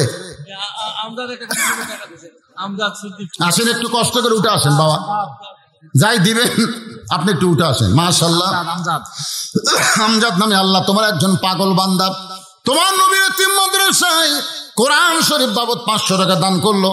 আল্লাহ তার আমল নামা একটা কোরআন দানের সব দিয়ে দাও, জোরে কোন আমিন। বাপ মা যদি কবরে যায় এই দানে ওসিলাই বাপ মার কবরকে আল্লাহ জান্নাতের টুকরা বানায় দেন, আল্লাহুম্মা আমিন। আল্লাহর আর একজন বান্দা কোরআন শরীফ বাবদ 500 টাকা দান করেছে। আবু তালেব, আল্লাহ দানকে কবুল করেন, আল্লাহুম্মা আমিন। মাশাআল্লাহ, মাঝখান থেকে উঠে এসে আল্লাহ তোমার নবীর এতিম মাদ্রাসায় কোরআন শরীফ বাবদ 500 টাকা দান করেছে, আল্লাহ দান কবুল করেন। আল্লাহ নেক নিয়ত নেক আশা পড়ে আল্লাহুম্মা আমিন। কত টাকা কত হালে কত দিকে চইলা যায়, নবীর মাদ্রাসা একটা কোরআন শরীফ দিলে আপনি দুনিয়া এবং আখিরাতে ধনী হবেন ভাই। নবীর মাদ্রাসা একটা কোরআন শরীফ বাবদ 500 টাকা আর একজন করলো দান, আল্লাহ দানকে কবুল করেন। আল্লাহ আজাহার 2টা কোরআন শরীফ বাবদ 1000 টাকা দান করেছে, আল্লাহ দানকে কবুল করেন। বাপ মা যদি কবরে যায় এই দানের ওসিলাই বাপ মার কবর জান্নাতের টুকরা বানান। আল্লাহ তোমার আর একজন পাগল যারাই দিচ্ছে আল্লাহ তোমার কোরআনের পাগল এই গভীর রাত্রে তাদের দান কবুল করেন। আর একজন 500 টাকা দান করেছে, আল্লাহ বাপ মা যদি কবরে যায় এই কোরআন দানের কারণে বাপ মার কবরকে আল্লাহ জান্নাতের টুকরা বানায় দেন। ভাই আর কেউ আছেন? ওটা বসা করেন না, মাত্র কয় মিনিট নামাজ পড়তে লাগবে? 10 মিনিট। 10 মিনিটের মধ্যে 5 মিনিট শেষ, আর 5 মিনিট আছে, এরপরেই আবার আলোচনা শুরু হবে। এই দেখেন কুদ থেকে দৌড়ে আসতেছে, আরে কত দূর থেকে 500 টাকা নিয়ে আল্লাহ তোমার নবীর এতিম মাদ্রাসায় কোরআন শরীফ বাবদ করলো দান। আল্লাহ দানকে কবুল করে জান্নাত ঘরের মালিক বানান, জোরে বলে আল্লাহুম্মা আমিন। বাপ আর মা দেখছেন কি সন্তান, বাপ মার জন্য কোরআন শরীফ 2টা করছে দান 1000 টাকার বিনিময়ে। আল্লাহ বাপ মার কবরকে জান্নাতের টুকরা বানায় দেন। বাবা কান্দে, মা কান্দে কবরে শুয়া, দেখলি না রে দরদের বেটা একবার আসিয়া। আল্লাহ তোমার আর একজন পাগল 500 টাকা কোরআন শরীফ বাবদ করছে দান, আল্লাহ দানকে কবুল করে জান্নাত ঘরের মালিক বানান। ভাইরে দেন দেন দেন দেন, পকেটে টাকা 500 টাকা থাকলে নবীর এতিম মাদ্রাসা একটা কোরআন শরীফ দেন। আপনি 500 টাকা দিলেই একটা কোরআন দানের সব পাবেন।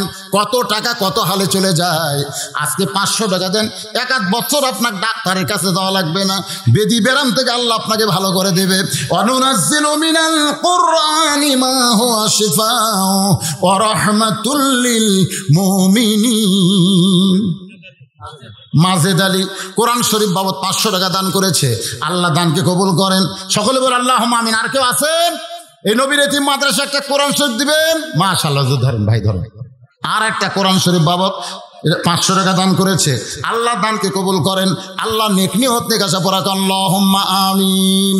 কবুল করো কবুল করো মোদের কামনা, দানকারীকে দিবেন জান্নাত, আল্লাহ আপনি নিরাশ করবেন না। সিদ্দিকপুরের কোন লোক, এরা কি সিদ্দিকপুরের লোক না বাইরের লোক? সব বাইরের লোক দান করলো। কেরে সিদ্দিকপুর, এই সিদ্দিক সত্যবাদীপুর, এই সত্যবাদীপুরের কারা কারা আছেন একটু হাত তোলেন তো দেখি। সিদ্দিকপুর এক লোক নাই। আচ্ছা, আপনারা সিদ্দিকপুর ছাড়া বাহিরের কারা কারা হাত তোলেন তো দেখি। আচ্ছা, হাত নামান। কেরে এই পাড়ার লোকেরা আসেনি কেন? আসলে না আসার পিছনে একটা কারণ হলো, ওরা যদি এসে বসে তাহলে আপনাকে জায়গা হবে না। শুধুমাত্র আপনাকে জায়গা দেওয়ার জন্য এরা সাইডে খাড়া হয়ে আছে। দরকার কথা ঠিক কিনা? এই সিদ্দিকপুরের ভাইরা একটা কোরআন শরীফ বাবদ 500 করে টাকা দেওয়া লাগে। বাবা আছেন? আর একজন আল্লাহর বান্দা কোরআন শরীফ বাবদ 500 টাকা দান করেছে, আল্লাহ দান কবুল করেন। আল্লাহ নেক নিয়ত নেক আশা পূরা করেন। সকলে বলে আমিন, জোরে বলে আল্লাহুম্মা আমিন। কোরআন শরীফ বাবদ আল্লাহ তোমার একজন পাগল 500 টাকা দান করেছে, আল্লাহ দান কবুল করেন। ভাইজান, সবচাইতে বড় দান আল্লাহর নবীর এতিম মাদ্রাসা একটা কোরআন। পকেটে টাকা থাকার পরে এই দান যারা করতে পারলেন না, আপনারা ঠকে গেলেন ভাই, ঠকে গেলেন। খালি দেন নবীর এতিম মাদ্রাসায় কোরআন শরীফ বাবদ 500 টাকা দান করবেন, দোয়া করে দেব। বাপ মা যদি কবরে যায় এই দানের ওসিলায় বাপ মার কবর জান্নাত বানায় দিবে। যদি বাপ মা জীবিত থাকে নিয়ত করেন আল্লাহ বাপ মার হায়াত বাড়ায় দেবে। বাপ মার চেহারার দিকে যত তাকাবেন ততই সব পাবেন। মইরা গেলে এই সব থেকে আপনারা বঞ্চিত হবেন। আমার মা বোনেরা যারা পর্দার অন্তরালে, আপনারাও আল্লাহর হস্তে কোরআন শরীফ দান করতে পারেন। 200 টাকা একজন আল্লাহর বান্দা দান করেছে, আল্লাহ দান কবুল করেন।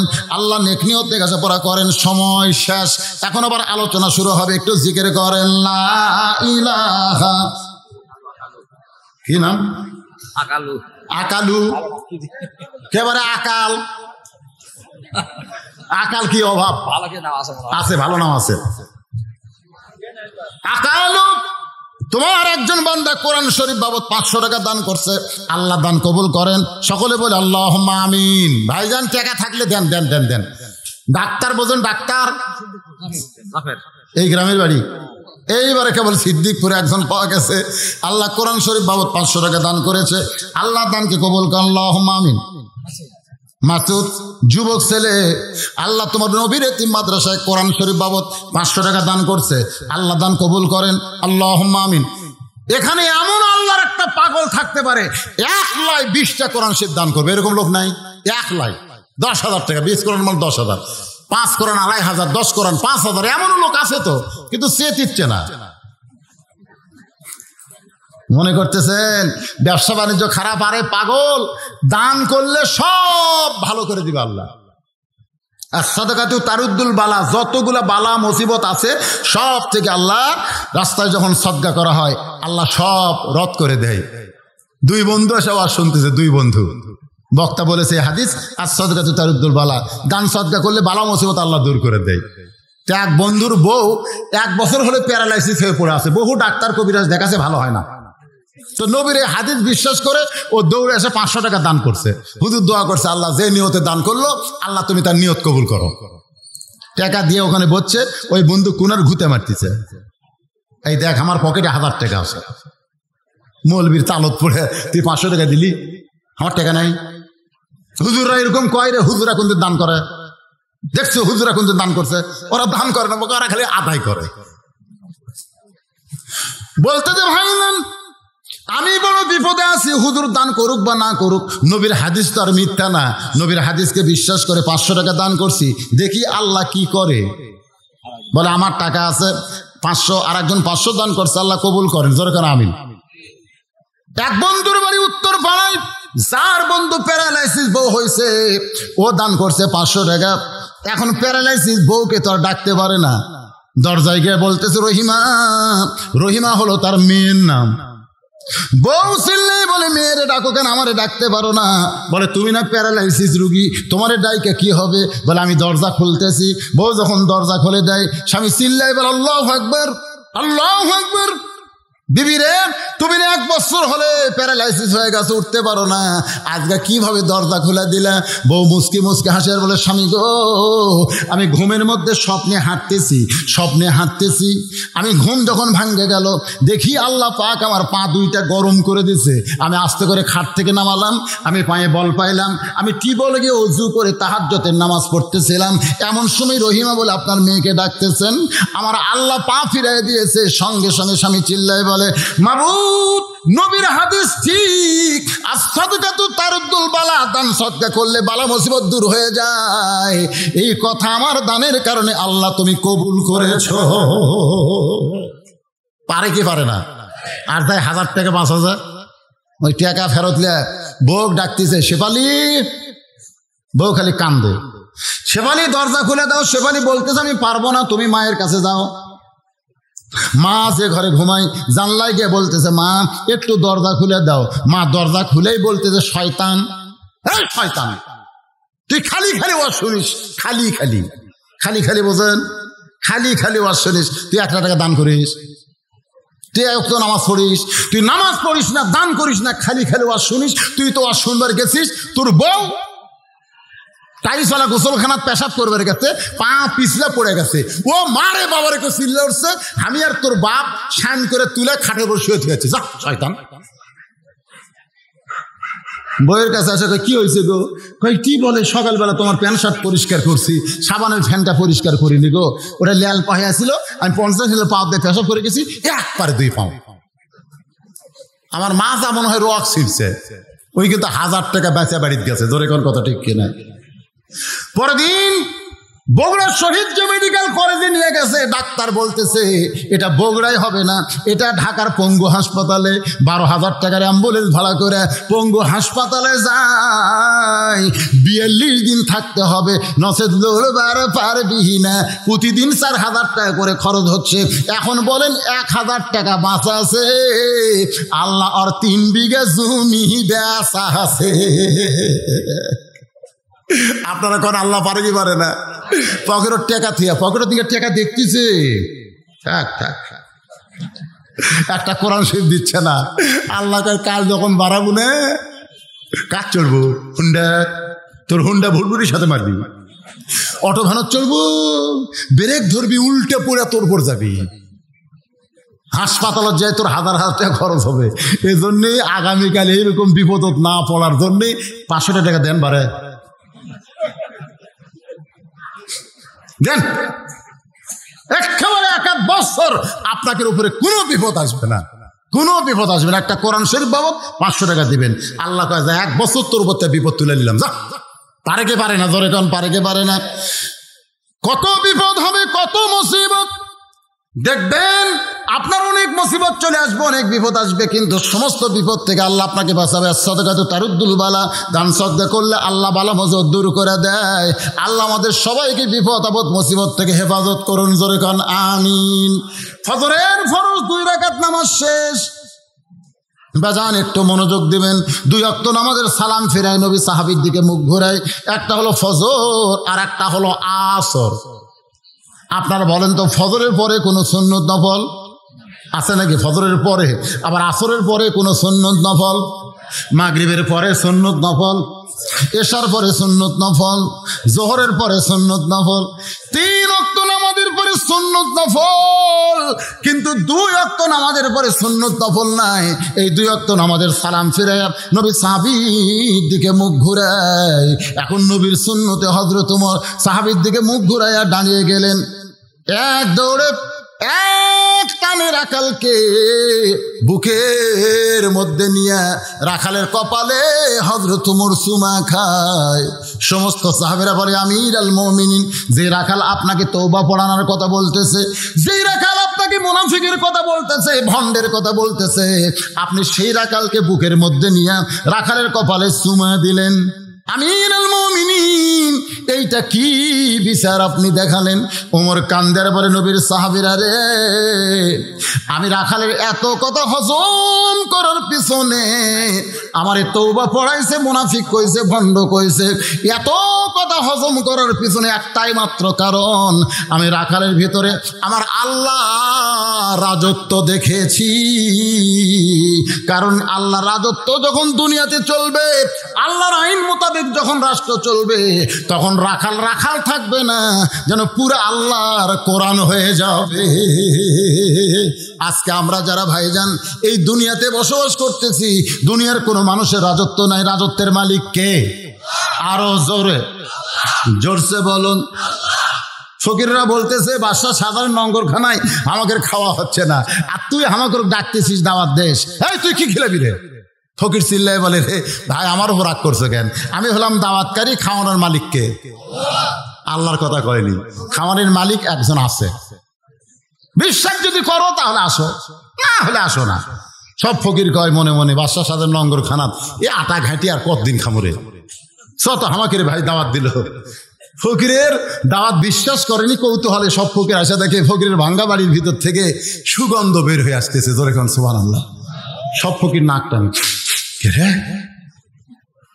ফকির সমস্ত ফকিরকে বলতেছে, ভাইজান বসো। সমস্ত ফকির বসে গেছে। এবার ফকিরের সামনে সাদা সফেদ সুন্দর রুটি আর হালুয়া দিয়ে বলতেছে, আল্লাহুম্মা বারিক লানা ফিমা রাযাকতানা ওয়া কিনা আযাবান্নার। বিসমিল্লাহ বারাকাতিল্লাহ বলে খাওয়া শুরু করো। যখন রুটি লাগবে তখন বলবে সুবহানাল্লাহ, আর যদি না লাগে তাহলে বলো আলহামদুলিল্লাহ। এটাই হলো মালিকের নিয়ম। সব ফকির খাইতেছে আর বলতেছে, বাদশা সাধারণ নঙ্গরখানার মধ্যে কোনো স্বাদ নাই, আজকে ফকিরের যে খাওয়া কি স্বাদ পাইলাম ভাই। সমস্ত ফকির রুটি হালুয়া খাওয়ার পরে এবার ফকির দৌড়ে গিয়ে বউকে বলতেছে, বউ রে বস্তার খবর কি? যেই বস্তায় 1 মাস ধরে খাবার চাইছিলে সেই বস্তার খবর কি? ফকিরের বউ বলে, স্বামী গো একটাবার বস্তার কাছে আসেন, এতগুলো মানুষের জন্য রুটি তৈরি, হালুয়া হলো, হালুয়া তৈরি হলো, রুটি তৈরি হলো, এখন পর্যন্ত বস্তার কিছুই কমে নাই।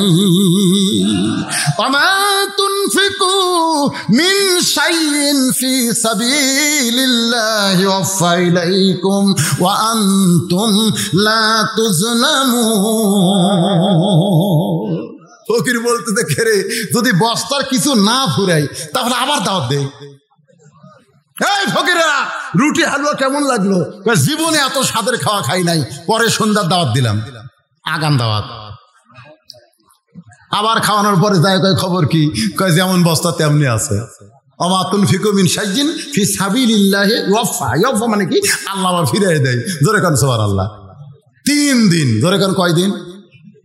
বাদশাহ সাধারণ নঙ্গরখানার বাবুর্চি আর সাগিদার, বাদশাহ সাধারণ নঙ্গরখানার বাবুর্চি আর সাগিদারকে বল, যাবো না 3টা দিন হলে পাক হচ্ছে, কিন্তু একটা ফকিরও নাই, খালি পাক করতেছি, রুটি হালুয়া ফেলে দিচ্ছি। বাদশাহ সাধারণ কয়, কে রে আমার দেশের ফকির কি সব অনশন ধর্মঘট করলো নাকি? সৈন্যদের পাঠায় যে খুঁজলে দেখো তো ফকির গুলো কোথায়।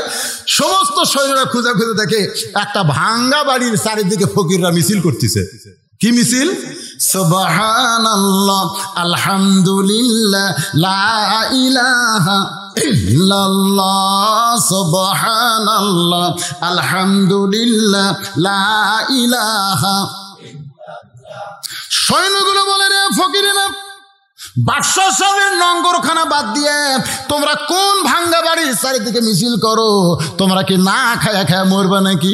ফকিরদের মধ্যে একজন চিল্লায় বলে, রে সৈন্যরা, চেহারার দিকে তাকায় দেখতো খাওয়ার সাইজ না না খাওয়ার সাইজ। হালালান তাইয়িবান রিজকান, জোরে কান সুবহানাল্লাহ। আপনারা বলেন তো হালাল খাদ্যের মধ্যে পাওয়ার আছে না নাই?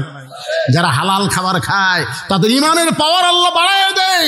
তারা অন্যের সঙ্গে আপোষ করে না, বাতিলকে উচ্ছেদ করার জন্য তারা যুদ্ধ ঘোষণা করে। জোরে কর কথা ঠিক কি না? আর যে শালারা হারাম খায়, জীবন বাঁচান ফরজ, জীবন বাঁচান। তুমি যত চেষ্টা করো তোমার জীবন বাঁচাবার পারবা না, যত চেষ্টা করো জীবন বাঁচান পারবো। সৈন্যগুলো শাখায় দেখি ফকিরের চেহারা এত সুন্দর, যদি তোমাদের ক্ষুধা লাগে পরের সন্ধ্যে আমাদের সঙ্গে জামাত করো। কিছুক্ষণ পরে যখন খাবার আইটেম আইছে তখন সৈন্যগুলো দূর থেকে নাক টানতেছে, এত খাবার সুগন্ধ। ফকির বলতেছে, বাবজান সৈন্যরা, তোমরা কি চাও ফকিরের সঙ্গে খাবার জামাত করবা? সৈন্যগুলো ঠাট্টা করে যখন রুটি হালুয়া মুখে দেয়, সবাই বলতেছে, এত সুন্দর খাদ্য তো আমরা কোনোদিন খাই নাই। যে সৈন্যগুলো ফকিরকে ধরতে এসেছে তারাও ফকিরের সঙ্গে খাবার জামাত করতেছে। শেষ পর্যন্ত আমি তাড়াতাড়ি বলতে চাই, ভাই বাদশাহ শাহজাহান এসে দেখে কে খাওয়ায়, আমার নঙ্গরখানা বাদ দিয়ে তোরা কোন জায়গায়? তখন ফকির বের হয়ে বলতেছে, তোমার যে খাওয়ায় আমাদেরকেও সে আল্লাহ খাওয়ায়। লিল্লাহি তাকবীর। বাদশাহ শাহজাহান তাকায় দেখে এটা তো সেই ফকির রে, যে দারোয়ানের সামনে আমারে কি কইছে, কথা কয় না, ফকির কইছে। তাবারাকাল্লাযী বিয়াদিহিল মুলক ওয়া হুয়া আলা কুল্লি শাইইন কদির। গোটা পৃথিবীর রাজত্ব কর্তৃত্ব মালিকানা কার হাতে? এটা বিশ্বাস করেন বা না করেন, স্বীকার করা লাগবে সমস্ত ক্ষমতার মালিক কে? আল্লাহ পাক আমাদেরকে এই বিশ্বাসের উপরে আমল করার তৌফিক দান করুক। সকলে বলে আল্লাহুম্মা আমিন।